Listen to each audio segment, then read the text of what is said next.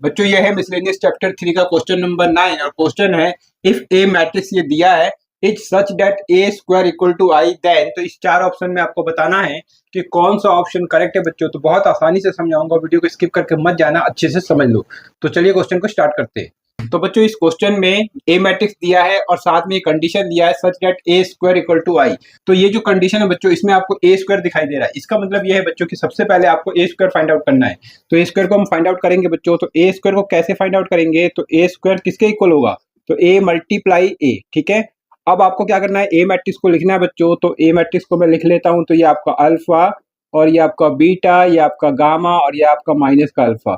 ठीक है, और इसको मल्टीप्लाई करना है ए मैट्रिक्स से। तो ये आपका क्या होगा बच्चों, तो ये आपका अल्फा बीटा, ये आपका गामा और ये आपका माइनस का अल्फा। ठीक है, दोनों को मल्टीप्लाई करेंगे बच्चों। तो कैसे करेंगे, तो फर्स्ट रो और इसका फर्स्ट कॉलम और कॉरेस्पॉन्डिंग मल्टीप्लाई करेंगे।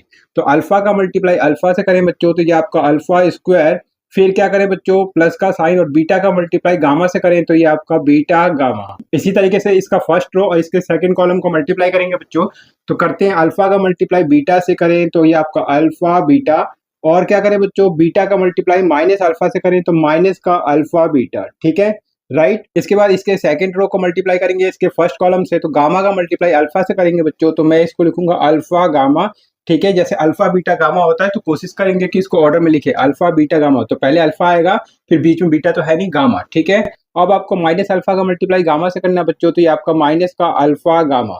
इसी तरीके से सेकंड रो का मल्टीप्लाई इसके सेकंड कॉलम से करना है बच्चों। तो क्या करें, तो गामा का मल्टीप्लाई बीटा से करें, तो ये आपका होगा बीटा गामा, और माइनस अल्फा का मल्टीप्लाई माइनस अल्फा से करेंगे बच्चों, तो ये आपका प्लस का अल्फा स्क्वायर। राइट, इसके आगे देखेंगे बच्चों क्या होगा, तो ये देखिए alpha beta minus alpha beta, तो ये प्लस और ये माइनस कैंसिल होगा। अल्फा गामा और अल्फा गामा प्लस माइनस में तो कैंसिल होगा। तो इस तरीके से आगे क्या होगा बच्चों, तो ये आपका अल्फा स्क्वायर और ये आपका बीटा गामा, और यहाँ पर जीरो और यहाँ पर भी जीरो होगा। और इसको क्या लिखेंगे बच्चों, तो इसको आप पहले अल्फा स्क्वायर लिख दीजिए, अल्फा स्क्वायर साथ में बीटा गामा। इसके बाद इस कंडीशन को देखेंगे बच्चों। तो कंडीशन क्या है, ए स्क्वायर इक्वल टू आई। तो आपको लिख लेना बच्चों कि नाउ करके, तो नाउ ए स्क्वायर किसके इक्वल है बच्चों, तो आई के। तो ए स्क्वायर जो आपने फाइंड आउट किया ये मैट्रिक्स, इसको इसके नीचे लिख देंगे।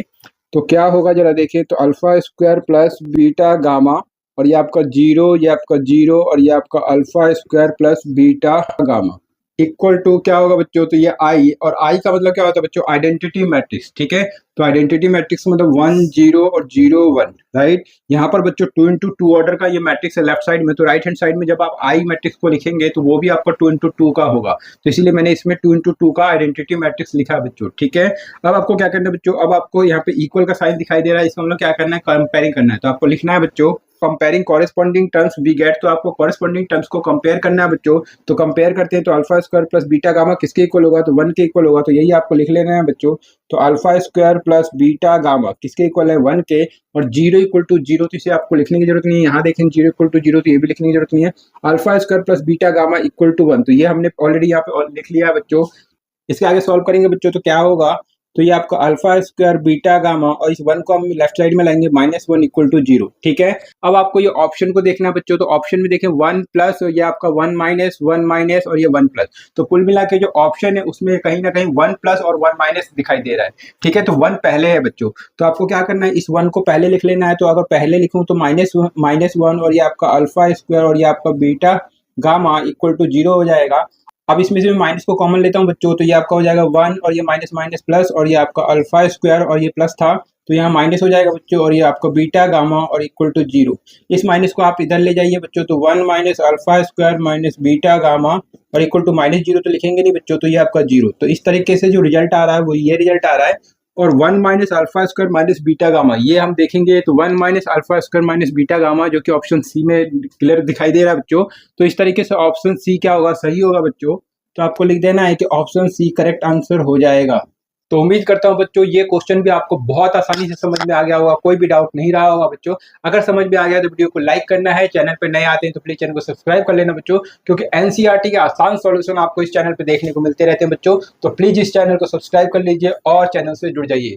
तो मिलते हैं नेक्स्ट वीडियो में बच्चों। आपने वीडियो को वॉच किया इसके लिए आप सभी का बहुत बहुत धन्यवाद बच्चों।